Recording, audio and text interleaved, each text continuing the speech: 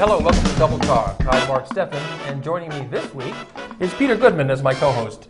Peter, thanks for sitting in for Michael Mandel. Thanks for having me.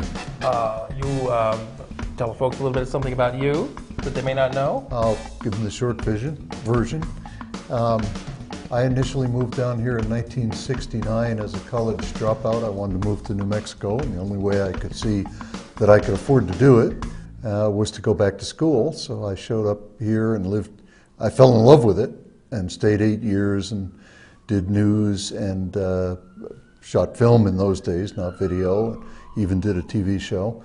Then moved away and for many years thought of Cruces as my hometown, but didn't move back until 2010, 2011. I write a lot of fiction and poetry. I shoot a lot of photographs. Probably best known for writing a column in the Sun News these days. Yeah, you write a Sunday column on the opinion page every week, right? And I practice law a little bit. Mm-hmm. Well, when you get enough practice, let me know. I might need a good lawyer. I don't think I'll get perfect, and I'd have to be perfect to represent you. Well, it hasn't happened yet. Now, there's a lot going on. We have a lot to talk about in this show. Of course, election season is upon us, and election day is rapidly approaching. New Mexico seems to be one of the last states to have their primaries. I think New Mexico and California are on the last day. Right, so it's almost a done deal by the time they get around to New Mexico.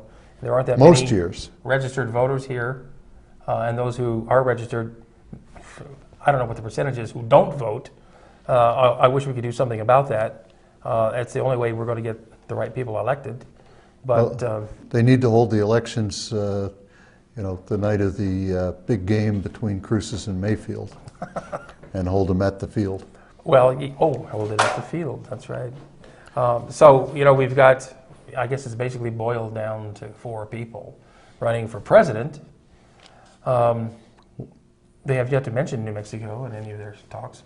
What odds will you give me that the Republican nominee isn't in that picture? Well, I sort of hope that's the case. Personally, I think that you might be onto something, but we won't find out that piece of news until their primary, until their convention. I think we may see Paul Ryan. Okay, I wouldn't be surprised to see Kasich emerge. That would be, he seems like an appealing guy comparatively. Comparatively so. He's the most moderate of the Republicans out there, and he's the only one with executive political experience. So I think he's the most qualified person on the Republican side that they've got running so far. If there were a committee and I were on it, I'd probably pick him. But what I think may happen, if they can stop Trump, then you're going to get stuck between Trump and Cruz, and the followers of each are not going to take the other. And all of a sudden, the Koch brothers' favorite, Paul Ryan, steps in. Well, how do we know that he is their favorite boy? They've been pushing him for a while. Well, the Koch brothers have been giving money to pretty much every conservative running out there, including our own Steve Pierce. We even have a picture of the Koch brothers, they've been pretty much trying to buy every election they can. And they've come closer than we realize. The amount of money and the organization with which they and certain other very rich people are putting money into changing opinions and elections, even at the local level. They're Americans for Prosperity. Their group was involved in the recall here. Now, why should those guys care who's a city councilor in Las Cruces or not? Right. So they own Stainmaster Carpet Cleaning, among many others. I didn't know that. So if you want your carpets clean, try something other than Stainmaster, or just go with tile. Now, here we've in our own little state, our own little county, we've had some controversy, which has come down from the governor's level concerning the local mental health care facilities in Doña Ana County. Southwest Counseling was indicted, I think it was, by the governor's people, being charged with Medicaid fraud and malfeasance and other wrongdoing. They were acquitted of that finally, but in the process, the governor was able to bring in factions from Arizona to take over the counseling and the mental health facilities here. Those people are since leaving town now. I don't think they were making the money they hoped to make here. Now, Southwest Counseling, I'm sure, would like to come back. They have a tainted reputation, undeservedly so, I think.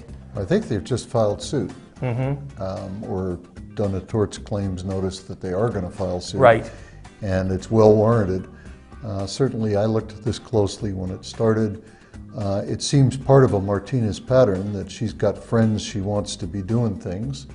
And it's a couple of things are interesting. First of all, that there was actually a group went over from here to talk to these people before the report came in that supposedly said, hey, these people are crooked, get rid of them. So even before that report that supposedly triggered this came in, she had people over there talking to her friends in Arizona. And I think a good reporter uncovered a connection between her and the people who came in. And I think there's that pattern with the racetrack and other things where if she has friends she wants to do something, she'll do whatever it takes. If she By has to friends, you fire mean people- donors? Well, I was trying to be Well, I was trying to be courteous to the governor. well, you know, she's done the same thing with the Gila Diversion Project. She wants to divert the Gila River to Arizona once again, which is, I think, is a terrible idea. Why should they get the water? Some of that water trickles over to them anyway, but it's our river, it's our water. I don't think it should be diverted to her donors in Arizona. It's a ridiculous project. It costs billions. It's so ridiculous that when the state legislator who initially brought it up, he said, well, this is kind of silly, but we need to do something to use the money the feds will give us to do water projects. So I'm throwing this out there to get the discussion started. And all of a sudden it got taken seriously. And if you care about the Gila, which I do, or if you care about budgets and honesty in government, it's just a disaster from all points of view. And the environment. I mean, they want to dig a channel, an unnatural channel, away from New Mexico and away from the river's natural course, and divert it all the way to Arizona. I don't know what they intend to do with the water there, but don't they have a thing called the Colorado River? I think so.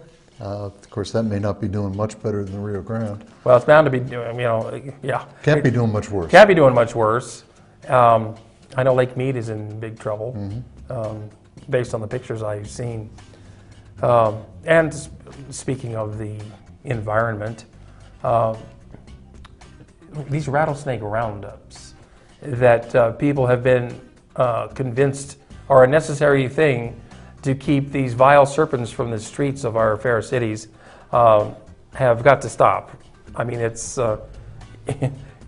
they squirt gasoline down the holes of the rattlesnakes, and it makes them come flying out, basically. And then they kill the rattlesnakes, they skin them, they sell the meat, they just string them up. I guess they haven't thought any further ahead than that, because aren't they worried that they're going to be overrun with mice and rabbits and pack rats, and pack rats that carry hantavirus and other small rodents? Something has to be their predator, and the rattlesnakes are a big part of that. It's appalling.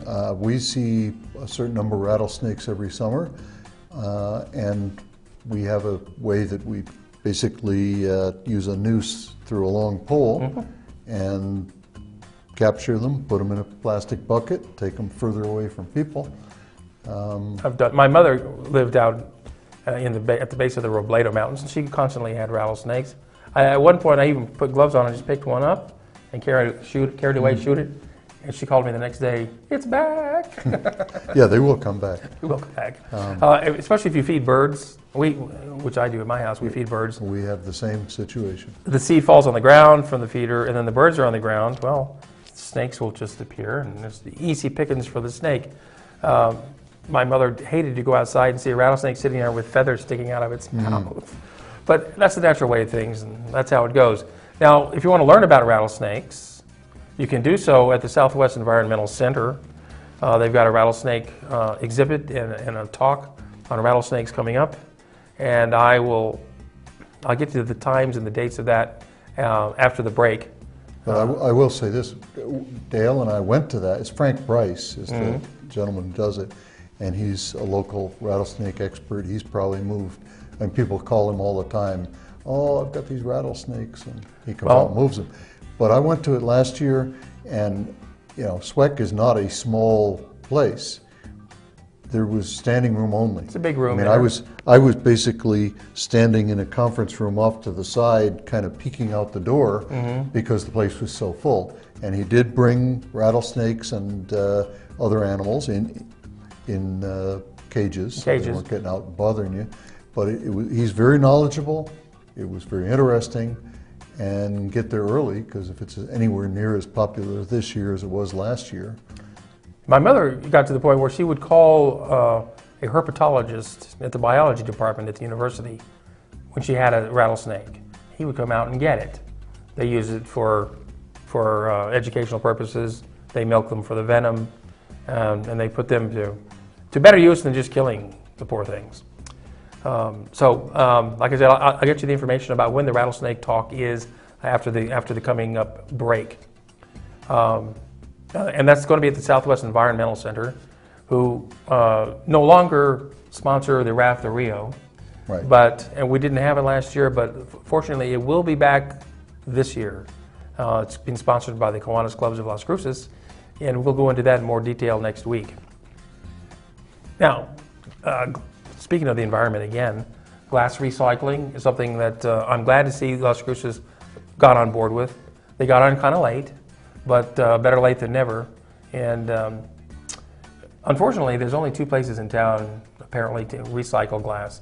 One is down at the transfer station on where Amador dead ends, and the other one is out on Sonoma Ranch Boulevard by the landfill place where you dump off your yard waste. When you do recycle glass, they ask you to separate by color, and they have bins for each color glass: clear, amber, green, and blue. You separate your glass that way. There's things that they ask that you do not bring out to them because they cannot accept them. And those items are no vases or ceramics, no window glass, no window panes, and no test tubes. No dishes, cups, or Pyrex cookware. No light bulbs. And these non-recyclable types of glass can ruin an entire hopper. If you throw in some light bulbs in with the bottles, they can't use any of that because they won't be able to get the small pieces out amongst the rest of it. So recycling glass is an important thing to do. They make glass, what they call glassfault, which we drive on now. They can make all kinds of things with that glass. A lot of credit to Wayne Hancock of the County Commission for getting that going. But they also make something called cullet, which is great fun if you're an artist or gardener. My wife Dale actually made this very intricate portrait of a plant with green and white bits of cullet. Now she warns that you should wear a mask when you work with it, you should wear gloves, and a path maybe isn't the wisest place, particularly if you wear your shoes into the house because you'll track glass in. But it was really neat. In fact, Suzanne Michaels wrote a column and had a picture of the paths she made, which after a while disintegrates unless you renew it. Right. But you can have a lot of fun with the color. I've also seen they've taken bits of colored glass and actually smoothed them off to like their stream pebbles. And you can use those for landscaping, and you won't get, there's no sharp glass shards to worry about. So let's take a break. We have a commercial break coming up, and we'll be back right after those words.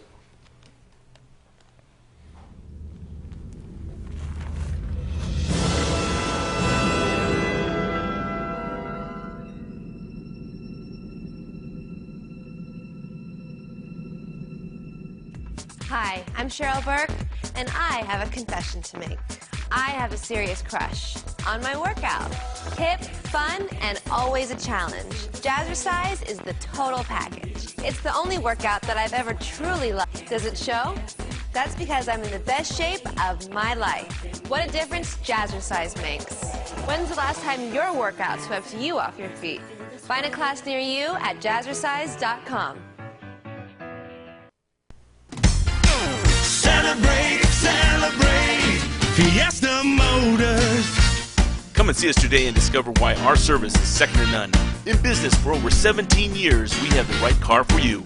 When you buy a vehicle from Fiesta Motors, we do everything possible to ensure your satisfaction. Located at the corner of El Paseo and Main. See you there. Celebrate, Fiesta Motors, where buying a car is always a celebration.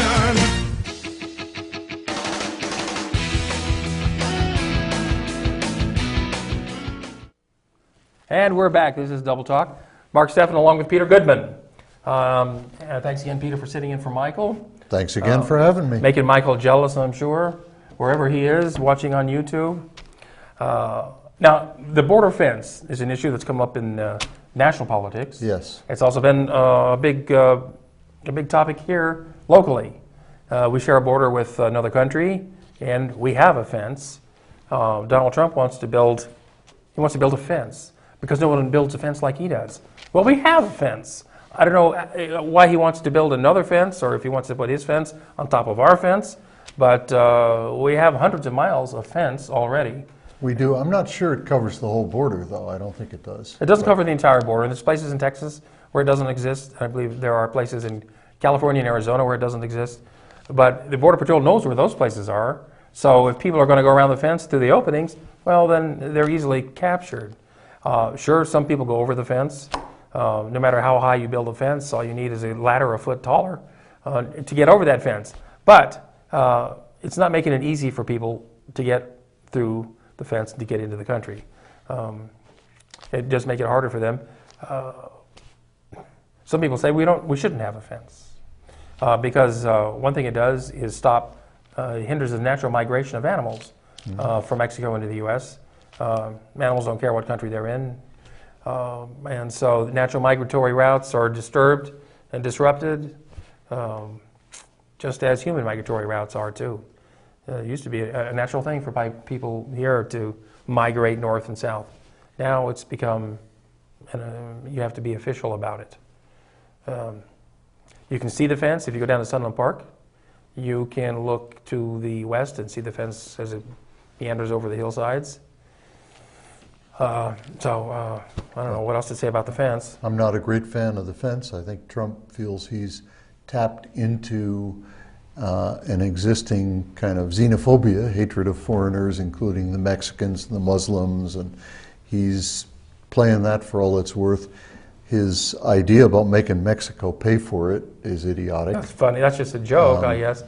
And his latest plan that he would basically, when people are legally or illegally, they're here, they want to send money to relatives in Mexico, he's going to basically confiscate that money. That's billions of dollars that go across. And it's just ridiculous. Well, it's illegal immigration to this country is way down. And most of the people who are here illegally didn't sneak across the border or jump over the fence. They're here because their visas have expired, and they've just stayed. And it's not just from Mexico. In fact, most of them aren't from Mexico with expired visas. They're from all over the world, Ireland and India, and Australia, for example. So a fence isn't going to stop them, and plus a fence also keeps us from leaving, which is something that we may want to think about when things start getting really weird in the future. Well, I don't know. We might want to head north, though, as climate change shows its effect. Well, that's true. There's no fence to the north yet. I think Trump might have even mentioned, Trump or Cruz, putting a fence across the Canadian border. I'm not sure why. The Canadians are perfectly happy where they are. I think the Canadians... Because terrorists will come through. Well, the Canadians would want the fence to keep us out, probably.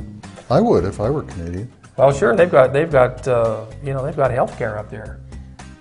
Why not move up there and get some health care?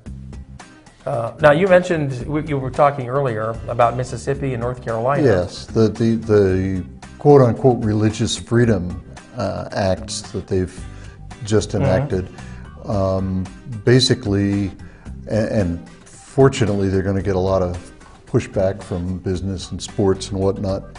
But they basically have enacted a law that if you don't like somebody and you can put a religious excuse on it, like gay people or transsexual people and probably Muslims. But the problem is, if their law is that if you can put a religious excuse on your prejudice, then you don't have to serve those people in a restaurant. Right. You don't have to give them wedding cake, whatever. And part of the problem with that is, I mean, if you're enough of a fundamentalist in certain religions, people from some other religion are heathen and therefore sinners and deserve the same treatment. So number one, I don't know where it ends. Number two, well, it could backfire on them. Well, it is. I mean, so somebody could say, we don't serve Republicans in this restaurant. I'm sorry, it's against our religion. Well, it is backfiring because the NBA is supposed to have its All-Star game in North Carolina, I think, next year. And, I'll bet that is not going to happen now. Bruce Springsteen canceled his Friday night concert this week in North Carolina because of the transgender issue that's there now. They've passed a law, or are passing a law to prevent transgender people from utilizing a bathroom other than the one they're born with. It seems a little ridiculous.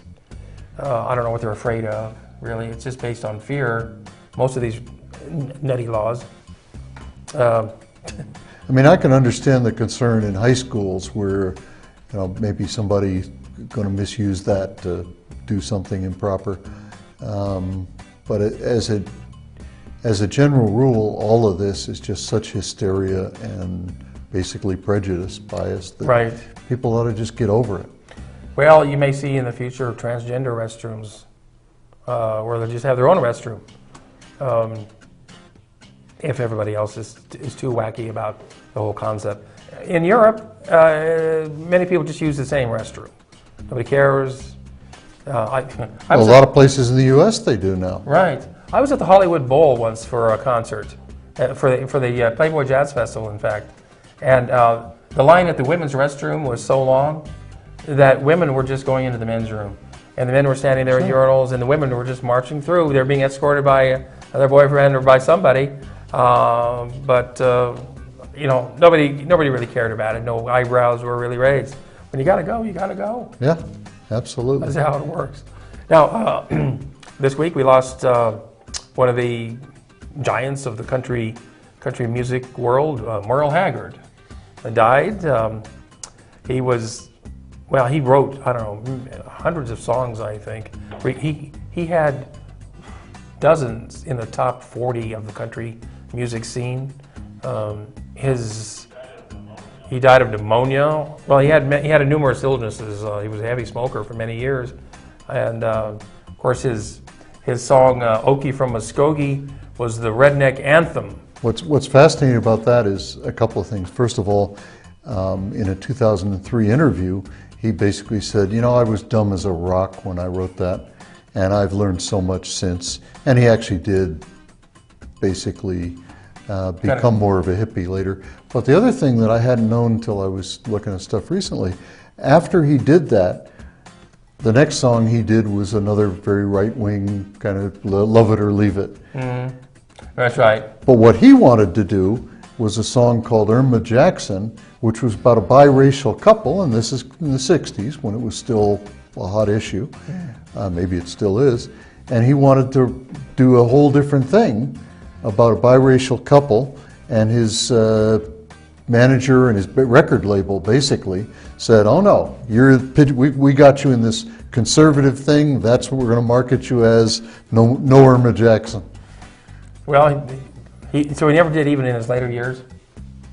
Well, in later years, I think he probably did sing that, but he sure didn't right then.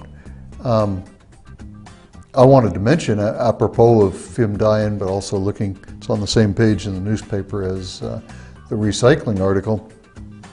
We lost a journalist here, Marvin Tesnier, and when I was a journalist here 40 years ago, he was older and he worked for the Sun News, and I can't say we were friends. I thought he was probably boring as the day was long, and I thought the Sun News was too at that time. I worked for the El Paso Times. But a few years ago, when his wife died, I read some about him and the fact that he'd lived in Mexico, and way back when had married this wonderful lady from Mexico who in her own right was very interesting. And I wish, typical arrogance of youth type deal, I wish I'd stop and talk to the guy and learn more about him back then instead of thinking, oh, I'm a hotshot news guy. Well, sure. The El Paso Times, huh? I delivered the El Paso Times when I was in junior high school on my bicycle. What year? Yeah, I'm not going to say. But those Sunday papers were so thick I had to do it in 2 trips on my bicycle. Also, we lost this week, same page on the obituaries as Marvin Tesnier. Michael Colquat, also known as Michael Graves, his stage name. Michael Colquat was the founder of the Las Cruces Community Theater 60 some odd years ago. And he was also a professional actor. He went on to New York. He was a regular on a soap opera for a while. Worked on many films and television shows. Then he and his wife retired to Santa Fe, and he got back into theater and local film production pretty much until the day he died this week. 40 years ago, I acted for the Las Cruces Community Theater, which you may want to mention briefly. We don't have time to argue about it, but Mercy Seat. Well, the Mercy Seat is at the Las Cruces Community Theater. It's opening this weekend. It opened Friday night. It'll be up tonight and a Sunday matinee. It'll be running for the next 3 weeks. It's a play by Neil Abute. It's probably the first play written concerning the 9/11 events. Neil Abute's an interesting writer. It's a drama. And as the notice said, leave the kids at home. It's not for children or immature adults. There's basically a lot of arguing between this man and his paramour, and I don't think it's giving anything away because you learn it early. It's not about 9/11 as we think about it. It's about this guy who had a business appointment in the tower that day, realizing that his wife and kids are going to think he's missing, and he can use this as a way to run away with his girlfriend. Right, and form a new life. So also at the Unsettled Gallery over on Mesquite Street, there's a nice show going on this weekend. Today, there's a reception from 4 to 6, and Jeannie Rendell and 2 other artists are going to be It's a great gallery exhibiting too. their wares. It is It's a on nice gallery. Mesquite. Yeah, so we're going to wrap things up. Peter, once again, thank you for sitting in. Thanks for having me. I enjoyed it. And Anytime. we hope to see you sitting in with us, same time, same station next week, right here on the Las Cruces channel on Double Talk.